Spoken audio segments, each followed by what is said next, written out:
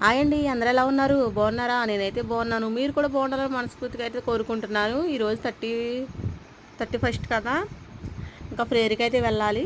మీరు కూడా ప్రేయర్కి వెళ్తున్నారా? నాకైతే కామెంట్ చేయండి.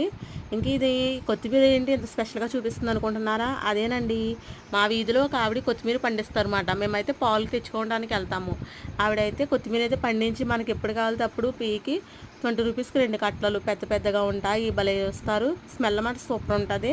నేను పల్లీలు కొత్తిమీర చట్నీ అయితే చేస్తున్నాను. ప్రేయర్ టైం అయిపోతుంది, కర్రీస్ గట్రా ఉండాలి, ఇదే సింపుల్గా అయిపోతుంది కదా అని అయితే కొత్తిమీర పచ్చడి రొంపట్టేసి నూనె చెప్పబడిపోయింది. అమ్మమ్మకి అయితే కొత్తిమీర పచ్చడి అంటుంది. అక్కడ అమ్ముతున్నారంట. పీకి అంచక ఆంటీ గారు చక్కగా ఇచ్చారన్నమాట ఫ్రెష్గా 2 కట్టలు.